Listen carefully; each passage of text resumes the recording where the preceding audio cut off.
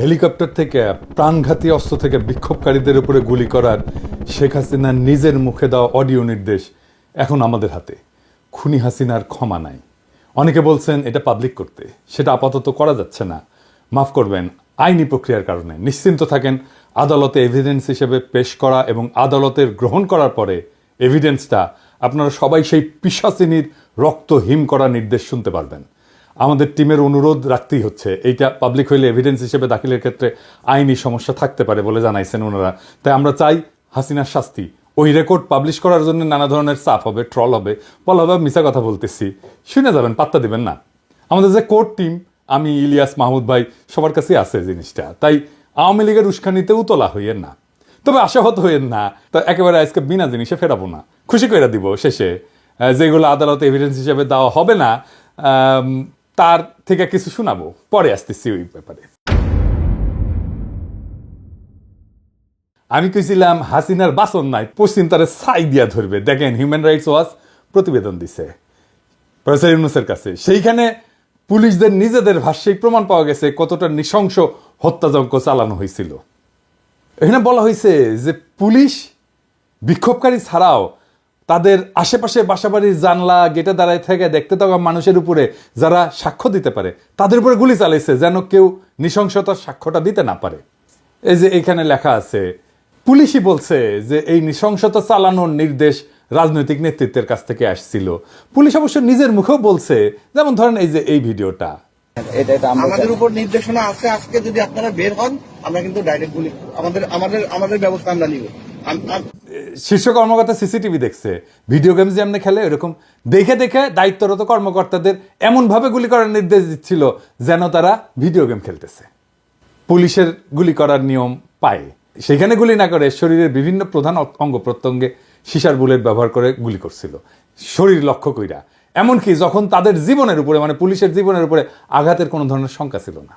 Barrister Arman RAB TFI সেলের আয়না ঘরে বন্দি ছিল, সেই সেলটা আবিষ্কার করা হয়েছে। সেখানে হাজারের উপরে বন্দি থাকতো, অবিশ্বাস্য সংখ্যা। 8টা কবর সেল আবিষ্কার হয়েছে, 3 ফিট বাই 4 ফিট, যেখানে শুধু বসে থাকা যায়, শোয়াও যায় না। অনেক এভিডেন্স নষ্ট করা হইলো, পুরা স্থাপনা বিস্ফোরণে উড়ায় দেওয়ার পরিকল্পনা করছিল জল্লাদেরা, যেন এই এভিডেন্স বাইরে না আসে। ওই দিন যেন ফিরে না আসে, হাসিনার দিন, সেটা নিশ্চিত করার জন্য বিশাল কাজ বাকি আছে ভাইরা, এখনই ক্ষান্ত দিয়েন না। অনেকে বলছেন যে সিরিয়াজে 1 মাসে করলো, তা আমরা 6 মাসে কেন করতে পারি নাই? তার উত্তর হচ্ছে, আমাদের পুরো একটা হোস্টাইল প্রশাসনের সাথে কাজ করতে হচ্ছে। পুরাই তো হাসিনার প্রশাসন। বিপ্লবের পক্ষের শক্তিকে দূরে সরাই রাখা হয়েছিল, তাই আমাদের ক্রুশিয়াল শক্তিকে কাজে লাগাতে পারে নাই সরকার। বিপ্লবের শক্তি নানা ধান্দায় ব্যস্ত হয়ে গেছে। তো এই কাজকে ফ্যাসিলিটেট করার জন্য যে প্রভাব, ইনফ্লুয়েন্স দরকার, তেমন মানুষের সংখ্যা তো কম। তবে কাজ হইতেছে, ভরসা রাখেন, সরকারকে নির্বিঘ্নে কাজ করতে দেন। দাবি দেওয়ার নামে অরাজক পরিস্থিতি তৈরি করে সরকারের চলার পথকে কণ্ঠকাকীর্ণ করে দেবেন না। এই সরকার যেন বেশি দিন থাকতে না পারে, এটাই আওয়ামী প্ল্যান, এটা এজেন্সির প্ল্যান। এই এজেন্সিগুলোর উপরে কর্তৃত্ব স্থাপন করা যায় না এখনো তারা স্যাপোটাস করে নানা জায়গায়। ভাই, ফেসবুকে চিল্লায় কাজ হয় না, মাঠে কাজ করতে হয়। সেটা সময় লাগে, এনার্জি লাগে, ঘাওড়াদের দাবরানি দেওয়া লাগে। এই কাজ যারা করতে পারবেন না তারা হুদাই লাগেন না মানুষজনের পিছে। আমার পিছনে লেগে আছে অনেকজন, আর কি লেগেন না, লাভ নাই আর কি, লেগে কোনো কিছু করতে পারবেন না আর কি। আমাদের এই মুহূর্তে করণীয় হইতেছে প্রফেসর ইউনূসের সরকারকে সর্বাত্মকভাবে সহায়তা করা। প্রফেসর ইউনূসকে বলতে হবে যে আপনার উপদেষ্টা পরিষদ পুনর্গঠন করেন, দক্ষ তরুণদের উপদেষ্টা পরিষদে অন্তর্ভুক্ত করেন। দেশের মধ্যে আওয়ামী লীগারদের দাবরানির উপরে রাখার জন্য সব ধরনের কৌশল নিতে হবে। আওয়ামী লীগের পক্ষে যেই কথা বলবে তারই দাবরানি দেওয়া হবে। দেশের বাইরে যারা আওয়ামী লীগের পক্ষে কাজ করতেছে তাদের বিরুদ্ধে আমাদের ফরেন মিশনগুলোকে সক্রিয় করতে হবে। ওই যে সেদিন দেখেছিলাম না, কানাডার একজন আমাদের ভাইদের নাম থাম ছবি টবি দিয়া প্রচার চালাচ্ছে, ওদের নাকি পিটাবে। ওই ইত্তেফাকের নাকি কানাডার প্রতিনিধি। ওই ইত্তেফাকে কানাডার প্রতিনিধি থাকে কিভাবে? ইত্তেফাক ভালো হইয়া যান। হাসিনার লেসপেন্সারি করেছে আপনার মালিক, এখন এই সমস্তকে আশ্রয় দিতেছেন, সামাজিক প্রতিষ্ঠা দিতেছেন। পুলিশে যারা অসহযোগিতা করতেছে তাদের নির্দয়ভাবে অব্যাহতি দিতে হবে।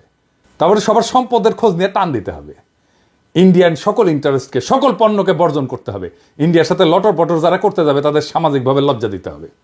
মিডল ক্লাস আর আপার মিডল ক্লাসের মধ্যে যারা আওয়ামী লীগের পক্ষে আওয়াজ তুলতেছে, কাজ করতেছে, তাদের দৌড়ানির উপরে রাখা হবে। সোশ্যাল মিডিয়া ফলো করা হবে। এদের সবার অপ্রদর্শিত আয় আছে, ফাইল ওপেন করেন, কিছু করতেও হবে না, শুধু ফাইল ওপেন করেন, পেটের গু শুকায় জিলাপি ঘুটা হয়ে যাবে। যারা হত্যা করছে আমার ভাইদেরকে, সন্তানদেরকে গুম করছে, পুলিশ, র্যাব, ডিজিএফআই, এদের প্যাকেট করে ফেলতে হবে। বাধা দিতে থাকলে এমন কৌশল না হবে যেন বাধা দিতে না পারে। আমার কাছে কৌশল আছে, ওই জাউরামুর স্ট্র্যাটেজি আছে, শিওর শট। হ্যাঁ, শরদ্দীর বডিগার্ড, ওই যে হ্যাঁ, শরদ্দীর বডিগার্ড, ওই কি ছিল ভদ্রলোকের সাথে ভদ্রতার, জাউরাদের সাথে ডাবল জাউরামি। নাহলে আপনি গেলে মরছেন, আমি সেটা ফলো করি। ইন্ডিয়ার এখন মূল প্ল্যান হইতেছে প্রফেসর ইউনূসকে সরানো। প্রফেসর ইউনূসের ব্যাপক আন্তর্জাতিক গ্রহণযোগ্যতার জন্য বাংলাদেশে ইন্ডিয়া কিছুই করতে পারতেছে না। প্রফেসর ইউনূস ইন্ডিয়ার গলার কাটা হইয়া দাঁড়াইছে, এই কাটা সরাইতে চাইতেছে ইন্ডিয়া। এই জন্য নির্বাচন দিয়ে সরে যাওয়ার চাপ তৈরি করতেছে, যেন বাংলাদেশকে আবার দখল করতে পারে ইন্ডিয়া। বাংলাদেশের রাজনৈতিক দলগুলো না বুঝা আওয়ামী লীগের সাথে আনন্দ চিত্তে ইন্ডিয়ান এই পরিকল্পনা বাস্তবায়নের জন্য কামলা দিয়ে যাইতেছে। মনে রাখবেন, প্রফেসর ইউনূসের অকাল বিদায় মানে ইন্ডিয়ার পুনরায় বাংলাদেশের তালুকদারি বহাল। এই জন্যেই ফেব্রুয়ারিতে আওয়ামী লীগ কঠোর আন্দোলনে যাবে বলছে। আর বিএনপি নাকি সরকারকে সঠিক পথে আনতে আন্দোলনে নামবে। কোন পথে গেছে সরকার? কোন বেপথে গেছে সরকার? সঠিক পথ মানে কি? তবে আওয়ামী লীগ বিএনপি একই সাথে আন্দোলন করছে, দেখেছেন তো? একই সময় আলহামদুলিল্লাহ, দুই রসুনের এক জায়গায়, এটা বুঝাতে পারছেন তো? বিএনপি চায় আন্দোলন, আওয়ামী লীগও চায় আন্দোলন। বাহ, কি মজা! সরকারকে নাকি নির্বাচনে বিলম্বের যৌক্তিকতা তুলে ধরতে হবে, তাই নাকি? বহুত খুব সালাউদ্দিন সাহেব, আমরাই সরকার, এটা আমাদের সরকার, আপনার না হইতে পারে, আমরাই দিব যৌক্তিকতা। ড্যাং ড্যাং করতে তো গেছিলেন ক্যান্টনমেন্টে যে সরকার গঠন করার জন্য।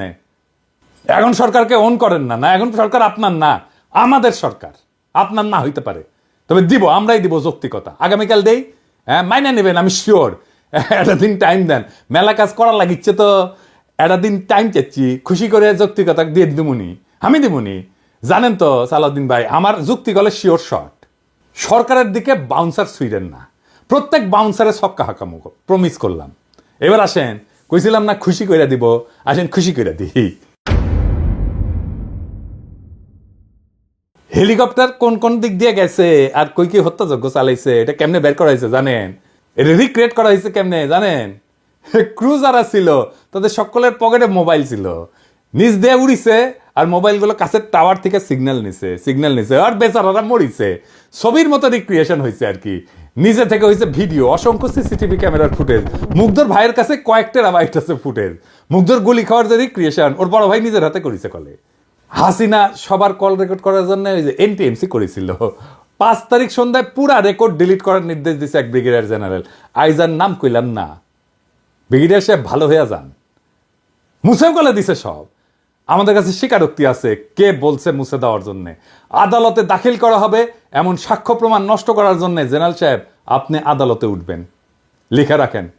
তবে সেই সব রেকর্ড উদ্ধার হয়েছে আলহামদুলিল্লাহ। সমস্ত টেলিফোন কল টেরাবাইটের পর টেরাবাইট, ওই সময় ডিটেইল অন্দরমহলের ঘটনার ছবির মতো রিক্রিয়েশন করা সম্ভব হইতেছে। আমি শুনেছি একের পর এক, প্রথমে শুনেছি দরবেশ বাবার কল রেকর্ডগুলা, এই যে খুচরা কল রেকর্ড, ছোট ছোট ছোট ছোট মেলা কল রেকর্ড প্রচুর। এর মধ্যে অনেকগুলো এভিডেন্স হিসেবে ইউজ করা হবে, তো যেগুলো আমরা এভিডেন্স হিসেবে ইউজ হয়তো করবো না সেগুলোই শোনাই। হ্যাঁ, এই যে সাহেব শুনান না কয়টা।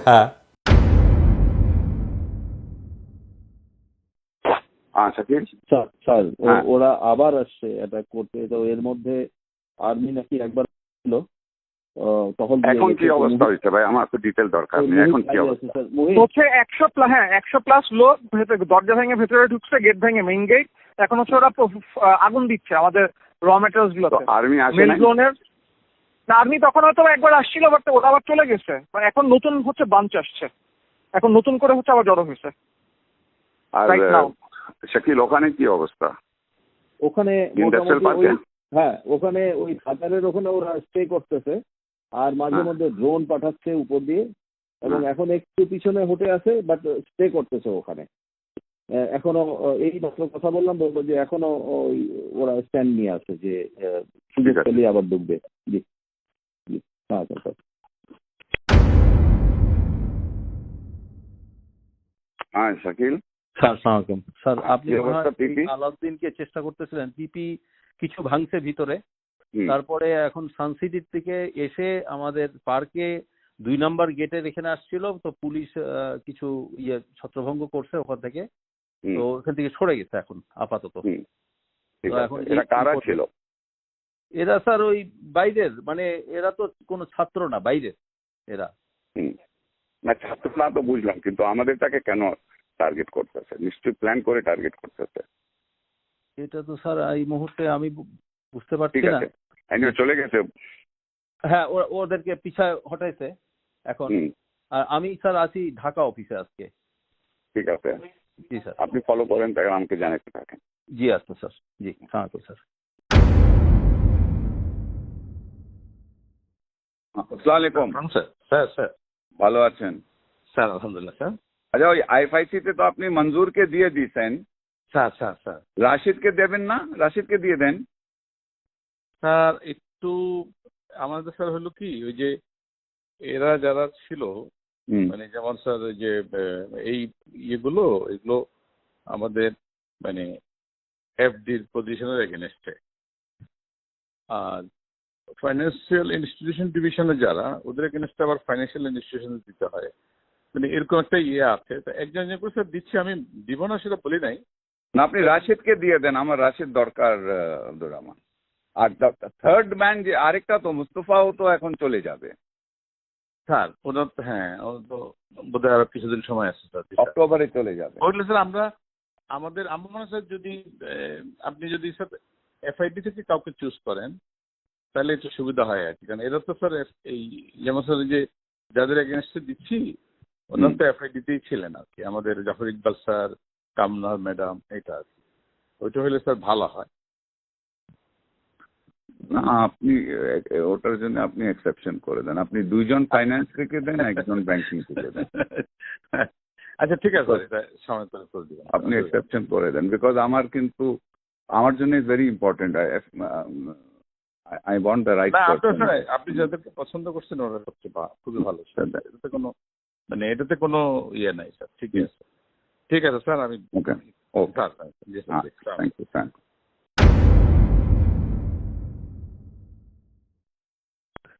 সালমান ভাই, হ্যাঁ আপনি কি গণভবনে? হ্যাঁ, আমি আসতেছি আর কি। এটাই আসুন। আপাবদা ওই যে ইয়েদেরকে ডাকছে, ফ্যামিলিদের শুনলাম, কোন ফ্যামিলি? ওই যারা গুলি খেয়েছে। আচ্ছা আচ্ছা, আজকে 11টায় ডাকছে। 11টা না, 11টা উপরে গেছেন। 12টা জাপানিজ এম্বাসি আসবে। হ্যাঁ, 12টা জাপানিজ অ্যাম্বাসেডার আসবে। ও জাপানি অ্যাম্বাসাডার আসবে। 12টা। তাহলে বিকালে আসি, তাহলে একটা কাজ করি আমি তাহলে। এখন তো ডাকেন ব্যাংকে, হ্যাঁ, ফ্যামিলিদেরকে এখন ডাকে নেই। ও তাহলে বিকালে আসি, 3টা-4টার দিকে আসি। জি জি, সালাম। সালমান ভাই, হ্যাঁ, আমার সাবস্টেশনের যে ধারা করছিল ওরা মুভ করে টঙ্গীর থেকে এখন আপনার দিকে যাচ্ছে, বিক্সুমপুর দিকে যাচ্ছে। দেখুন তো অলরেডি রিচ করেছে, ওখানে আর্মি গেছে, আমাদের অ্যাটাক। আমার ওদিকে গেছে আর্মি, কিন্তু আপনার ওদিকে কিন্তু আর্মি এখনো পৌঁছে গেছে। গেছে, আর্মি চলে এসেছে। ঠিক আছে, ওকে।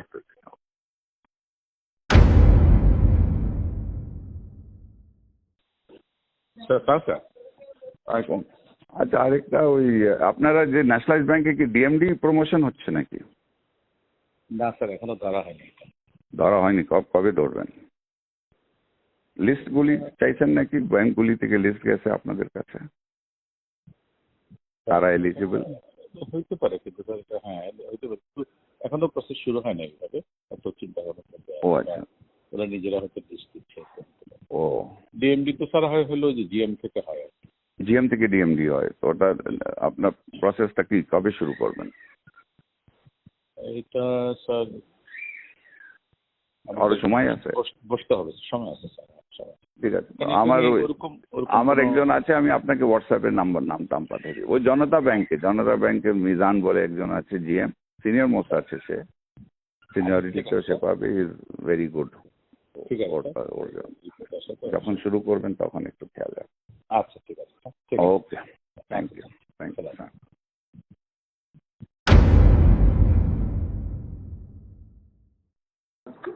हाँ, अस्सलाम वालेकुम। Salman, Ziddur is in Molvi Bazaar for local meeting with all the MPs and all that. Okay. Can you meet tomorrow? हाँ, sure. Give me a call tomorrow. Okay, ठीक है।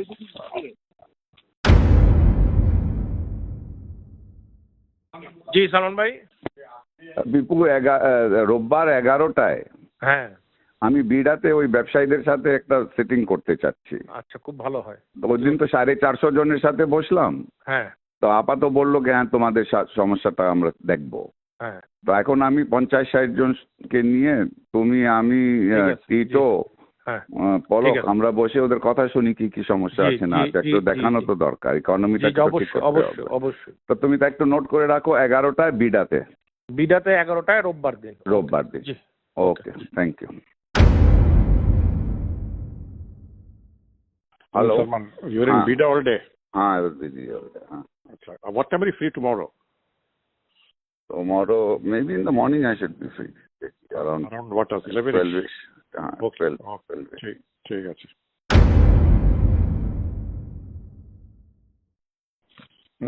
Are you back in office or? No, I'm not back. I will be back. Come to my home around 5:30 or 6 Okay. o'clock. Okay. Come to my home at 6 o'clock. That is Okay, better. we'll do that. 6:30 do that. ঠিক আছে। Pasha আসো। আচ্ছা, okay. Hello. Hello. Lines are not clear, right? Hello.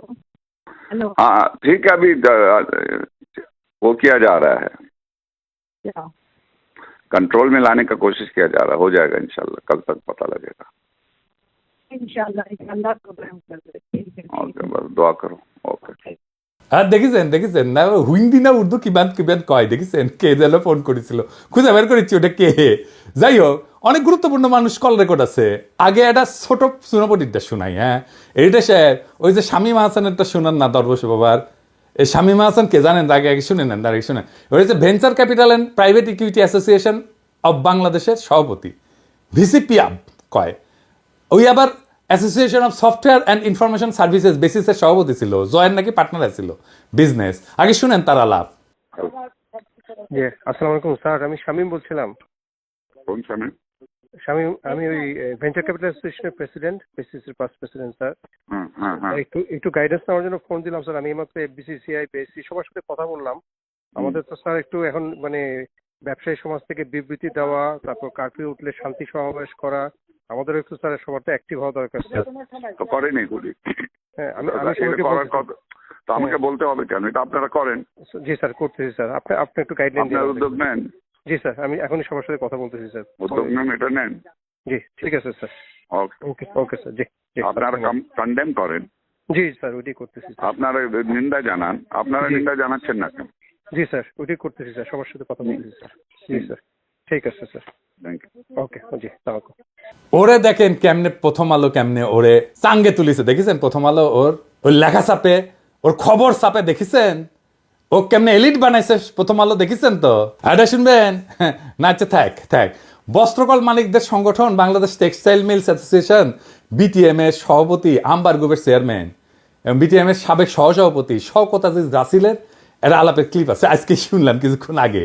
We করছে যে internet যখন বন্ধ আছিল তখন দরজ বাবাকে ফোন দিয়ে করছে যে আমরা মানে ওই রাসেল আপনাদের টেকনিক্যাল অ্যাসিস্ট্যান্ট দিচ্ছি, কিভাবে আপনি যারা ভিপিএন ইউজ করে ইন্টারনেট অ্যাক্সেস করবে তাদের আইডেন্টিফাই করবেন। বুঝেছেন মাদারচোদ? আমি তোরা ধরতাম না রাসেল। দেখলাম জিল্লুরের তৃতীয় মাত্রায় গিয়ে ফেচিবাত করিচ্ছু। হ্যাঁ, হারাম দাদা। হাসিনার আমলে গাছের কাছে এখন তলার করে বেড়ে শিশু জিল্লুর, আপনি মিয়া মানুষ পান না? এই সমস্ত দুর্বৃত্তদের ধরে না ফুটেজ দেন। তৃতীয় মাত্রায় কোনোদিন একজন গার্মেন্টস শ্রমিককে আনিছেন? কাজের বুয়াক ডাকিছেন? রিক্সাওয়ালাক ডাকিছেন? কৃষক এক ডাকিছেন? খালি বড় লোক আর এলিট। হ্যাঁ, ওদের খুব ভালো গন্ধ না, ওদের তো দুর্গন্ধ। ওই হারামজাদাদের কাছে আমাদের দেশের কথা শোনা লাগবে কা? যখন ওই যে এনটিএমসি তৈরি হচ্ছিল তখন যারা এই কল রেকর্ড করেছিল আর কি, শুনেছিল, তারা প্রেমিক প্রেমিকার নাকি রসালো প্রেমময় আলাপ আলাদা করে রেকর্ড করতো, আর ওটা শুনে নাকি লাগতো। হ্যাঁ, আর দেখিছে আমার কি করা লাগিছে, দেখেছেন? শালা দরবেশ বুড়া বেটা খাটাস, ভালো করে বাংলাও কবের পারে না, উহুর সব অশ্লীল ফোন আলাপ শুনে ট্রান্সক্রিপ্ট করা লাগিচ্ছে কোন টাইমে কি ঘটেছিল। আমার উপরে এই খাইস্টা কাজের ভার কেন দাও খোদা তালা? বারে কেন আমার উপর কেন? আর মানুষ পান নাই, বারবার শুধু আমার উপরেই, কেন?